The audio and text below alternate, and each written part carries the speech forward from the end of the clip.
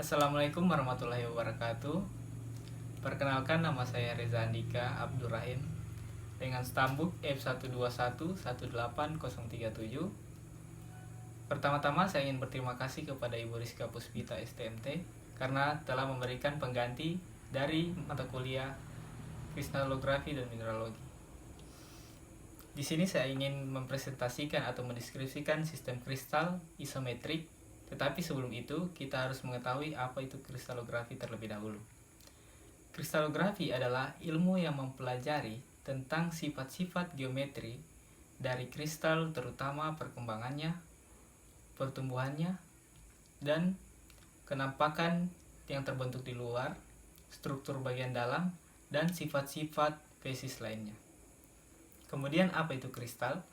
Kristal atau halbur adalah suatu benda padat, homogen, yang berbentuk polihedral teratur, dibatasi oleh bidang permukaan yang licin, yang merupakan ekspresi bangun atau struktur dalamnya.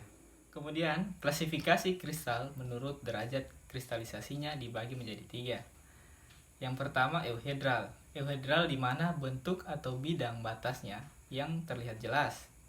Kemudian, subhedral. Subhedral di mana bentuk atau bidang batasnya yang sebagian terlihat jelas atau sebagian terlihat. Kemudian auhedral di mana bentuk atau bidang batas yang tidak terlihat. Langsung saja kita mendeskripsikan mineral yang saya akan deskripsikan, yaitu mineral isometrik di mana sumbunya terdapat 3, yaitu A, B, dan C. Kemudian langsung saja kita mendeskripsikan sistem kristal, lebih tepatnya sistem kristal isometrik, di mana sistem kristal isometrik ini memiliki 3 sumbu yang saling tegak lurus, yaitu 90 derajat. Kemudian kelas kristalnya yaitu isometrik heksatahedral. Kemudian langsung saja ke unsur simetrinya. Unsur simetri yang pertama kita hitung yaitu sumbunya. Di sini terdapat sumbu C, sumbu A, dan sumbu B. Kemudian kita menghitung kenampakannya. Cara menghitung kenampakannya yaitu dengan cara memutarnya seperti ini. Kenampakan pertama, kenampakan kedua, kenampakan ketiga, dan kenampakan keempat. Dan untuk sumbu yang lainnya tidak perlu dihitung lagi karena sudah sama panjangnya atau sudah saling tegak lurus. Kemudian sudutnya juga tidak perlu dihitung karena sudah diwakili oleh sumbu-sumbu dari isometrik ini. Kemudian kita menghitung rusuknya. Cara menghitung rusuknya seperti ini. 1, 2, 3, 4, 5, 6. Kemudian kita menghitung kenampakannya. Cara menghitung kenampakannya dengan cara memutarnya seperti ini. 1, 2, kenampakan yang sama. Dan langsung saja ke perhitungan untuk mirror dan plane. Untuk menghitung mirrornya dapat kita bagi secara diagonal, di mana setiap kali kita membagi secara diagonal maka menghasilkan pencerminannya. Yang pertama ini, kemudian ini, dan ini. Maka dituliskan dengan 3M. Kemudian untuk plane-nya dengan cara ini, dan ini.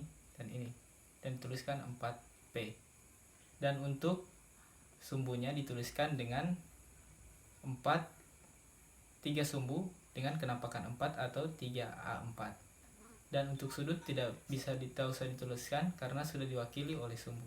Kemudian untuk rusuk, karena memiliki 6 rusuk dan memiliki 2 kenampakan, maka dituliskan 6A2. Kemudian langsung saja kita menentukan HM-nya atau Hermann-Marguin-nya. Yang cara pertama, menerangkan nilai sumbu A yang mungkin bernilai 4 atau 2. Nah, tadi kita sudah menentukan nilai sumbu A itu kenampakannya 4, sama dengan sumbu yang lain. Kemudian kita menentukan ada atau tidaknya bidang simetri yang tegak lurus terhadap sumbu A tersebut. Kan sudah sifat dari isometrik tersebut, di mana sumbu B dan sumbu A-nya simetri terhadap sumbu C. Jadi dinotasikan dengan 4M. Kemudian menerangkan ada tidaknya bidang sumbu simetri intermediat diagonal yang bernilai 2. Tadi kan kita sudah menentukan rusuknya atau bidang diagonalnya yang bernilai 2.